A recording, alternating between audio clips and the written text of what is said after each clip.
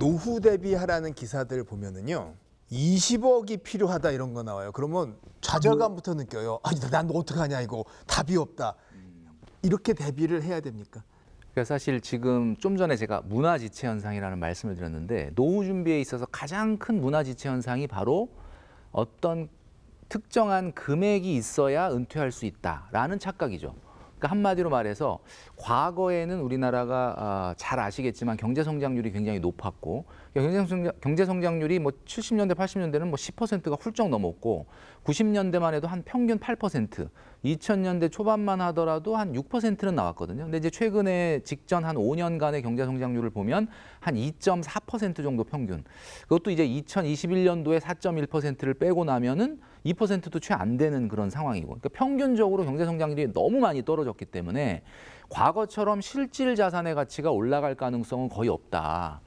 과거에는 뭐 주식을 잘 사놨다든지 뭐 땅을 잘 샀든지 아파트를 잘 사서 그 자산이 뭔가 크게 성장하면서 내 노후 준비가 되던 것들을 우리는 목격을 했고 그 목격을 하는 와중에 이제 나도 그러면 뭔가 어딘가에 뭐 땅을 잘 사놓든지 아파트를 잘 사놔서 뭔가 하나 이게 터져서 소위 말하는 좀 대박이 나서 노후 준비가 되지 않을까라는 이 문화지체 현상을 겪고 있는 거거든요. 절대로 그런 일은 발생하지 않을 겁니다. 자산이 중요하긴 하지만 자산으로만 노후 준비를 하는 시대는 이제 끝났다. 그래서 뭐 20억 있으면 될까? 뭐 30억 있으면 될까? 이런 생각 자체를 하시지 않는 게 좋아요. 오히려 저는 이렇게 말씀드리고 싶습니다. 한 달에 지금 아까 이제 우리 상무님도 이 말씀해 주셨지만은 은퇴를 하게 됐을 때 이제 평균 소득이 좀 불확실한 상태로 살아가야 될 시기가 이제 30년 이상 이렇게 될 가능성이 있는데 한 달에 내가 그러면 노후 생활비로 얼마를 쓸 것이냐 이걸 먼저 계산을 해봐야 되거든요. 그러니까 뭐 20억이다 이런 거보다는 본인의 지금 현재 생활비에서 뭘 빼야 되냐면 자녀 교육비와 대출 이자를 빼십시오. 그러니까 일단 지금 매달 들어가는 그 생활비 있지 않습니까, 여러분이? 거기서 자녀 교육비와 대출 이자를 빼고 남은 그 생활비를 우리가 순생활비다라고 한번 가정을 했을 때 그 순생활비의 2배 들어간다고 보시면 됩니다. 자, 그러면 300만 원 정도를 월 생활비를 쓰는 어떤 부부가 있는데 그 안에 뭐 자녀 교육비라든가 대출 이자가 뭐 예를 들면 한 80만 원 정도가 나가고 있었다. 그러면은 300만 원에서 80을 뺀 220만 원이 순생활비가 되는 거고 이분이 만약에 은퇴를 하게 되면 그 220만 원에 곱하기 2배. 그러니까 한 440만 원 정도. 그러니까 지금 화폐 가치로 440만 원 정도는 매달 통장에 들어와야만 지금의 생활 수준을 유지할 수 있을 거다. 이렇게 말씀드릴 수가 있는 거예요. 그러니까 내가 20억을 모아야지 30억을 모아야지라는 건 너무 뜬구름 잡는 목표고 과연 내가 매달 440만 원을 어디서 만들어서 계속 내 통장에 들어오게 할 것이냐. 흔히 얘기하는 우리 현금 흐름을 창출할 것이냐. 이것을 고민하게 되는 것이 이제 노후 준비의 가장 핵심이 아니겠느냐. 김 대표님 말씀이 맞는데 사실 TV 보시는 분들 화나는 분들 많을 거예요. 아니 그 솔직히 말해서 준비 안 되면 난 어쩌라는 얘기냐. 지금 뭐 400 뭐 나오니까 대부분 이렇게 안 되거든요. 자, 이런 살만한 노후 말고 견디는 노후도 있을 테니까 좀 가르쳐 주시죠. 대표님이 말씀하신 건 이제 준비하는 입장에서 이 정도 목표치를 두고 준비하는 게 중요하다라는 말씀을 해주신 것 같고 이미 은퇴를 앞두고 있거나 더 이상의 뭐 소득을 창출할 여력이 안 되시는 분들도 상당히 말씀하신 대로 많으신데 그때 이제 고민을 해야 됩니다. 내가 가지고 있는 것부터 점검을 해봐야 돼요. 퇴직을 앞두신 분들한테 물어보면 가지고 있는 자산이 크게 3가지 정도 있습니다. 뭐가 있냐 그러면 일단 퇴직금. 물론 중간 정산하셨으면 없을 수도 있고요. 그다음에 집, 뭐 집이 있다고 하더라도 뭐 대출이 많이 끼고 있는 경우는 이런 경우도 있을 수 있지만 보통 퇴직금하고 집, 그다음에 국민연금 정도를 가지고 있습니다. 이 3가지 재산 외에 다른 자산이 좀 더 있으신 분은 준비를 잘해 두신 분이시고 대부분의 직장인들은 50대 후반, 60대 퇴직을 맞을 때 이 3가지 유형의 자산을 다 가지고 있는 경우 또는 한두 가지 빠진 경우들이 대부분일 거예요. 유복한 거죠. 그러니까 그 기준으로 한번 생각을 해보면 뭐 그 정도 자산을 가지면 제일 먼저 중요한 거는 부부가 2사람 있으면 연금으로 맞벌이 할 수 있느냐를 점검을 해봐야 돼요. 아, 맞벌이. 그러니까 젊었을 때 우리나라 30, 40대 가구의 대부분 절반 정도가 맞벌이 한다 그러잖아요. 노후에는 연금으로 맞벌이를 하는 게 되게 맞벌이. 중요합니다. 국민연금을 2사람이 받을 수 있다면 많은 문제가 해결될 수 있죠. 혼자서 100만 원 받더라도 둘이 받으면 200 정도가 되면 괜찮은 부분들이 있으니까 일단 연금으로 맞불할 수 있는 여력이 되는지 한번 확인해 볼 필요가 있고요. 두 번째, 공적연금 가지고는 그래도 모자란다 턱없이. 그러면 두 번째는 내가 살고 있는 집을 어떻게 할지에 대한 의사결정을 하셔야 돼요. 집의 규모가 크거나 자녀가 독립하고 났는데 빈집에 계속 그 빈방을 두고 살 필요가 있냐, 아니면 이미 퇴직을 하고 도심 주변에 살 필요가 별로 없는데 도심에 계속 거주할 필요가 있냐, 그런 것도 곰곰이 따져서 가지고 주택 규모를 다운사이징 하든지 위치를 조정하든지 해서 여유 자금의 규모를 만들어내는 것들도 한번 고민을 잘 해보실 필요가 있죠. 이제 다운사이징에 대한 고민이고요. 근데 다운사이징 하고 나서 주거지를 옮겼다고 하면 이제 거주하는 주택을 담보로 캐시플로우를 창출할 수 있냐, 현금 흐름을. 대표적인 게 주택연금 같은 거죠. 그런 걸 동원해서 현금 흐름을 창출할 수 있으면 좋고요. 그다음에 퇴직금 받은 것들을 연금화시켜서 적어도 뭐 퇴직하고 공적연금이 나올 때까지 소득 공백을 어느 정도 메울 수 있느냐, 이런 부분에 대한 복합적인 점검들을 받아봐야 됩니다. 그래서 뭐 솔직히 이야기해서 내가 안 하면 누가 대신해 주지 않는 게 노후 준비거든요.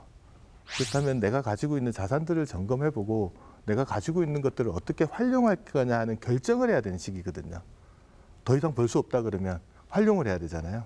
그럼 내가 가진 것들을 냉철하게 쳐다보고 어떻게 활용할 거냐라는 결정의 시간들을 가져갈 거니까 그런 부분들을 참조하시고, 그렇게 해도 안 된다고 하면 다른 사회복지제도나 이런 쪽으로 이제 접근을 하셔가지고 내가 활용할 수 있는 제도들 같은 것들을 꼼꼼하게 챙겨보시는 순서로 가시는 게 맞을 것 같습니다. 물론 이 말씀 들으시면 이렇게 기분이 되게 안 좋고 그렇긴 하겠지만 사실상 내 준비는 내가 하는 방법밖에 없기 때문에 이제 결정을 어떻게 하느냐, 의사결정에 내가 지금 거를 다 유지하면서 그대로 잘 살 수 있는 분도 있지만 대부분상 그렇지가 않잖아요. 그러니까 준비해 놓은 게 뭐 국민연금 좀 있고 그 둘이 받는다고 치고 더하여 이제 그 뭐 사학연금, 공무원연금, 군인연금 있으면 매우 유복한 건데 이렇게 해도 부족하니 결국은 삶의 구조조정이 필요하다는 말씀이네요. 그렇죠. 그게 하고 싶어서 하시는 게 아니고 어쩔 수 없는 선택의 과정으로 다가올 건데, 그렇다면 보다 능동적인 관점에서 좀 받아들여서 자기 의사결정을 할 때 뭘 중심으로 할 건지에 대한 그 판단 기준을 만들어내는 것들이 상당히 좀 중요한 부분 같아요. 삶의 구조조정을 하고 집도 어디로 옮길지도 생각하고 그 다음에 이제 차분히 같이 벌고 이 생각하라는 얘기인데, 문제는요. 구조조정하고 싶은데요. 100세 시대다 보니까 60에 은퇴하고 90 부모를 모시는데 자녀는 여전히 부모에게 의지하고 같이 살면 심지어 도와주기도 해야 된다.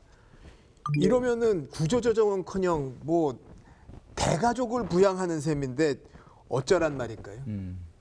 진짜 뭐 우리 교수님 말씀하신 대로 이런 여러 가지 안 좋은 조건들이 복합적으로 있다 그러면은 진짜 앞이 막막할 수밖에 없는데, 그래서 제가 아까 말씀드렸던 것처럼 소득으로 준비해야 된다. 그러면 그 말 속에는 뭐가 있냐면 내가 가장 중요한 은퇴의 개념을 일 안 하는 은퇴가 아닌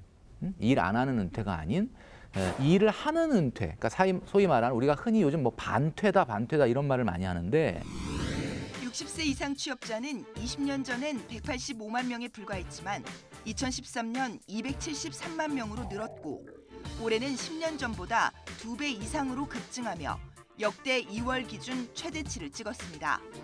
1955년에서 63년 사이에 태어난 베이비 부머들이 본격적으로 고령층에 진입하며 60세 이상 인구 자체가 크게 늘었기 때문입니다.